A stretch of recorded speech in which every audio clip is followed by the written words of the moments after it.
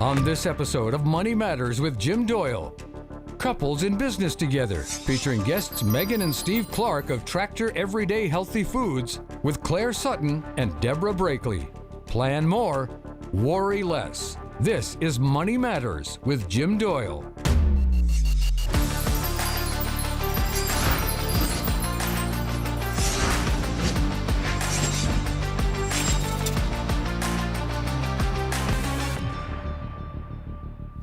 It's easy to blur the lines between being a couple and a couple that are in business together.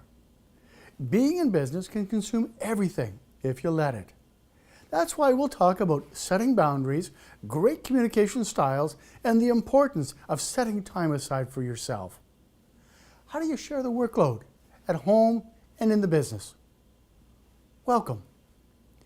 As a wealth advisor working with couples in business, great planning is about more than just the numbers.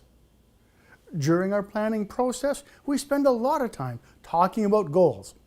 Sometimes they are different, but oftentimes they're unstated. Goals, personal and business, are not clearly defined. Great communication is not just about saying what you want, but it's about being heard.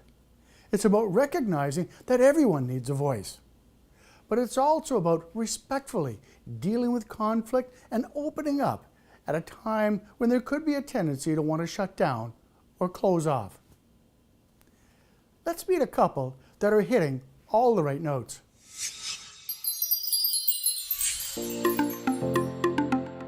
We were both working with 2 young kids, and we get home and want to do a quick dinner and spend an hour with them before they went to bed, but realized often that dinner was kind of a scramble and there weren't, a ton of quick, healthy options. So we just really felt like there was an opportunity to make that easier for people and families. We didn't have any experience in the industry. I mean, it was madness in the first couple of weeks in particular, where we run out of food every day and we were just figuring out how to keep the doors open. But we had a great early support from Kitsilano.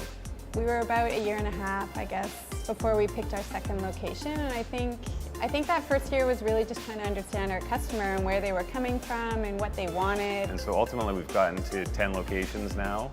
And so this is the space that we turned into our production kitchen for Tractor at Home. Yeah, the first month, I think everybody everywhere in every industry was trying to figure out where the world goes. And ours was fast, it was down 80% over the course of 2 days kind of thing.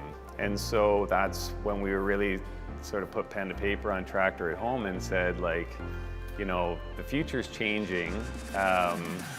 It's gonna be a long winter, and if everybody's still eating, so let's just find a way to get people food, really high quality food at their homes. And within a few weeks, we sort of knew we were onto something. This space looks quite a bit different than it would when we're actually operating and the building's open. We had a team that wanted to get back to work, and we had people at home needing product, and so we really focused on just using this facility to sort of leverage the food, make new recipes, and get it packaged and sent to people's houses. It does feel like we'll put a lot more into Tractor at Home in the next 2-3 years. That's the exciting part, is what can you do as the world moves forward?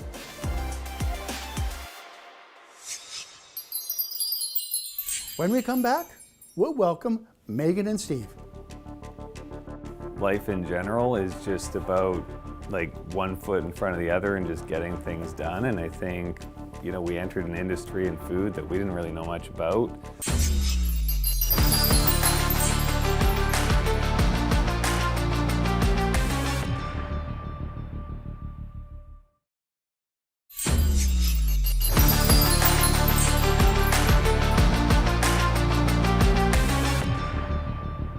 Welcome back.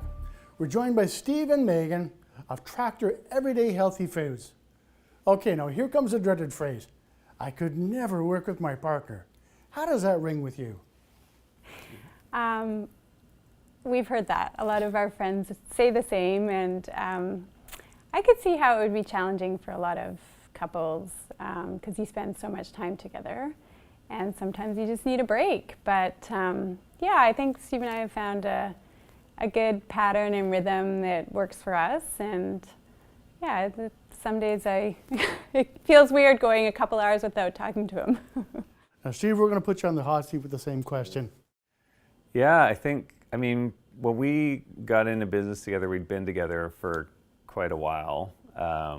And so I think we had a sense that like our cadence and our rhythm wasn't really a high conflict sort of situation. Like it felt like we had pretty clear visions about what we were good at each, and they were separate roles, and that we could get along and work through stuff without it being controversial.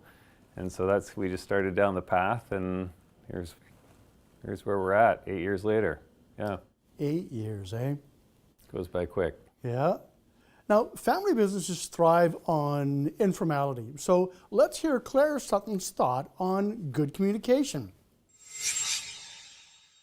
Claire, welcome to the show today. When we're talking about couples in business, good communication is paramount. What tips do you have for moving beyond conflict? So what we want to do is resolve the conflict to be able to move beyond it. And what couples need to do is make sure they meet and deal with the issue. And the way you do that is you externalize the issue. Externalizing the issue would be, we have a financial issue, we have a budgeting issue, we're struggling with payroll, what do we need to do? So we work together in dealing with the issue, and we're not blaming. So we talk about personal life and business life. How do you make that work together? We cannot work 24/7. So we need to acknowledge that we all have a personal life, I take a whole life approach. So we need a break from work. Those gifts of time where you're taking care of yourself or your relationship allows you to come back to work recharged, refreshed, with new creativity, and you end up being more productive. Most new businesses are starting out with limited resources. Now, you had 2 young children, and you can only commit so much time. How did you guys juggle this? A good point. I think when we started, our kids were really little. They were 4 and 6, so barely into elementary school, still kind of preschool. So I had a lot of flexibility. I mean, I wasn't there nearly as much as I am now because I was really still at home a lot of the time with our kids. But as our kids have gotten older, I've been able to be in there more. And I think the great thing is often Steve I don't really have to explain when we've got stuff going on at home. Steve just picks up the slack at work and kind of runs with it. So it's definitely got some pros when it comes to managing both together. So Steve, early on, you're probably carrying a lot of the weight of running and operating the business. Okay. Sure. How has it gone from there? I mean, I guess entrepreneurship life in general is just about like one foot in front of the other and just getting things done. And I think, we entered an industry in food that we didn't really know much about.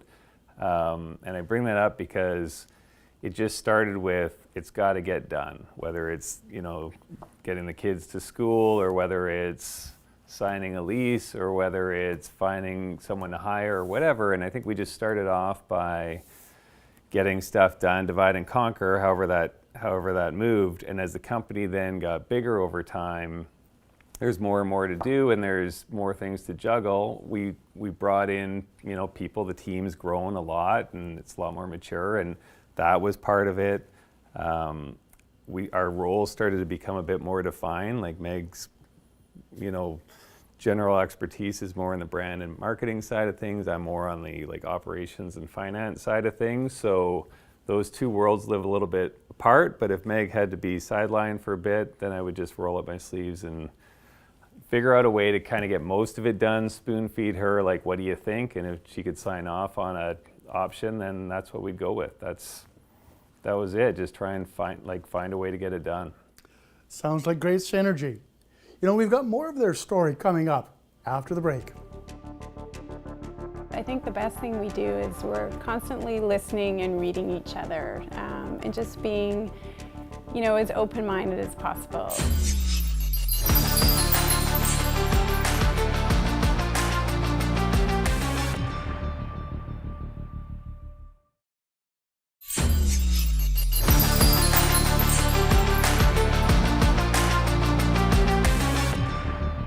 Welcome back. You mentioned that your biggest surprise being a couple in business is that the business is always with you, that it's all consuming. I'd love to hear your story on that. There's always something going on. There's always something to get done.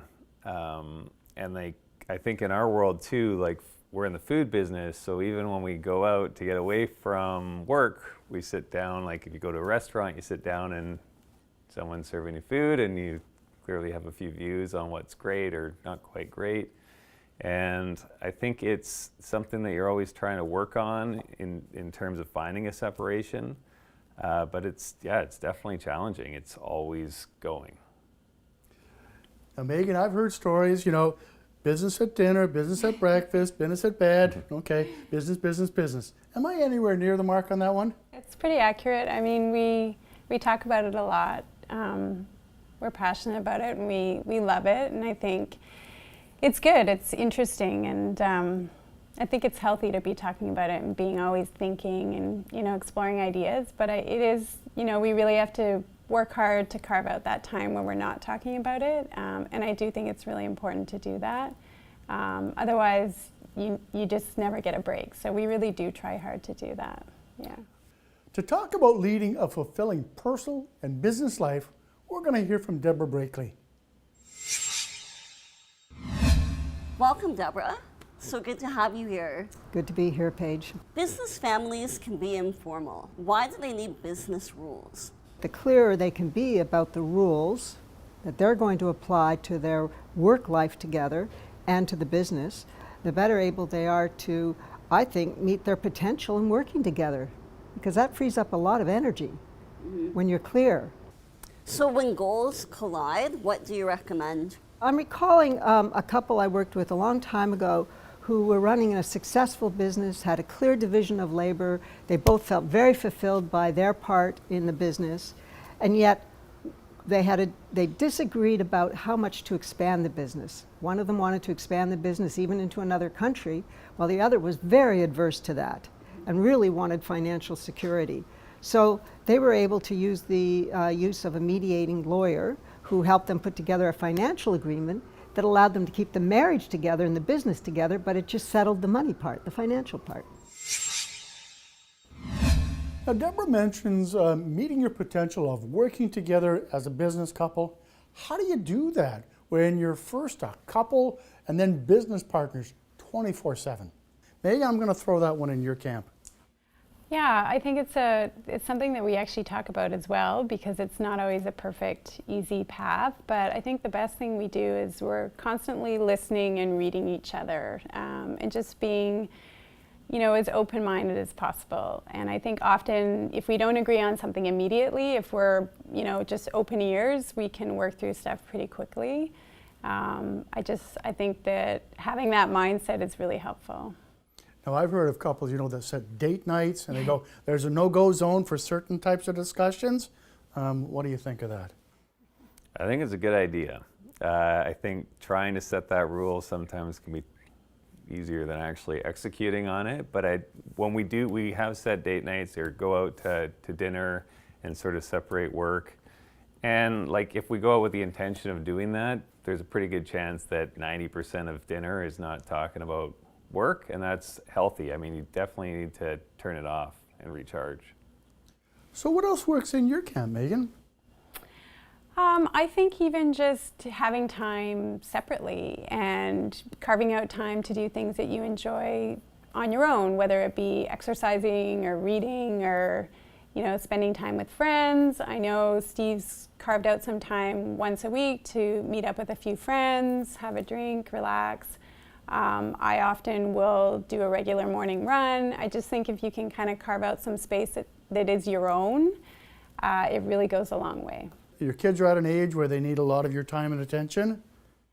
They do, but I also feel like, they're getting more independent, and each year that goes by, I actually have to stop and try to hold on to that time. So it's going fast, and it's always evolving. That work-life balance with kids, family, and your own business that we're both really heavily involved in. I feel like it changes every 6 months. Yeah. When we come back, we'll be talking about the importance of carving out personal time. In the early days, it's hard to let go because we've started from such a small, nimble team. It feels a little uncomfortable to kind of relinquish that control and not sign off on every little detail.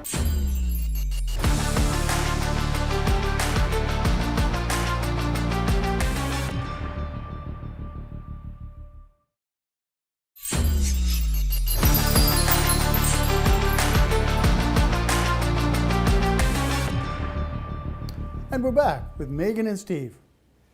As a couple in a rapidly growing business, how do you carve out personal time and family time? Is this where having a great management team is so critical?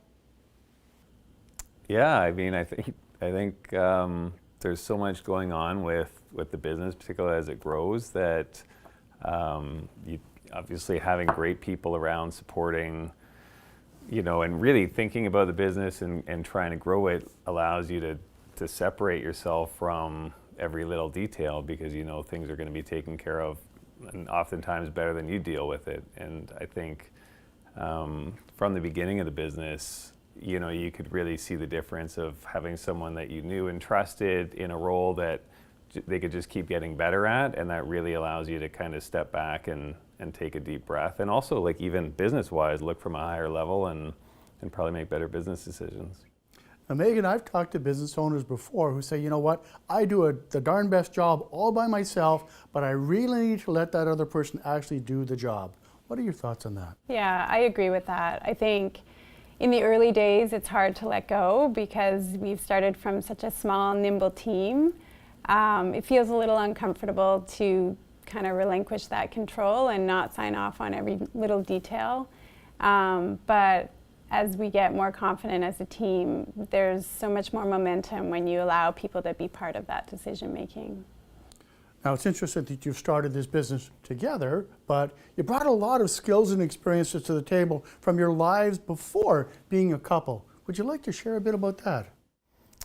Sure. I mean, I think we both were in business, you know, we probably 15 plus years in business, and both have MBAs, and so had studied a lot of business before we ever headed down this path. And I think that helped in sort of defining what our skill sets were, because they kind of lined up, but they were different. And so I think if both of our business skill sets were in the same, you know, channel, it might not have been a great idea to go into business together, but they actually fit really well together, and that's kind of what gave us the confidence to work together, and also helped us have a sort of a pretty good cover of business from the get-go. So the MBA is a great starting point in terms of foundational knowledge, okay, but real life experiences, okay, where did they come from? I can go first. I mean, I out of undergrad, I actually had a little clothing business. I took a kick at the can early days, and that sort of fluttered along for 3 or 4 years, and didn't do well enough to want to continue that. So that's when I went back to school, and I became an investment banker for about a decade, and so saw a lot of mergers and acquisitions, and you know, raising money for companies and that kind of stuff on sort of a larger scale. That was my background. Mm-hmm. I did more marketing and public relations, communications, and for me, that experience has been really instrumental in a lot of our decision making to date. I feel like we saw enough business to kind of give us a good sense of dealing with different marketing issues, brand issues. The one thing that we haven't been as equipped for is this, you know, tech boom, and the technology is very new to us in marketing versus what we, you know, may have seen 15 years ago. But yeah, those previous jobs have been really key. Well, those experiences, the tech things that you raise, okay, I don't think you're alone in that one, okay? Steve, Meghan, thanks for joining us here today, and I really want to appreciate your contributions to the show. For couples, communication around certain subjects can be challenging, but for business partners in business together, it's essential. Sometimes my greatest value as an advisor can be encouraging communication and bringing focus to the conversation. knowing what to bring forward and when. It's no small thing to manage and govern all your business content. Not only is the amount of data that businesses manage increasing exponentially, the complexity of regulations is growing too. As your business grows, it's likely to ask more of you, whether that's HR policies, oversight and performance management, or building a management team and bringing in more professional advice from lawyers, your accounting team, and your investment advisors. Moving to a more structured format can be difficult for business owners who created success off the back of a napkin. Now, I wish we had more time. I want to thank Steve and Meghan Clarke, Deborah Brakeley, and Claire Sutton for sharing their thoughts on money matters. Because financial aspects touch so many elements of our lives, it pays to get great advice. Plan more, worry less.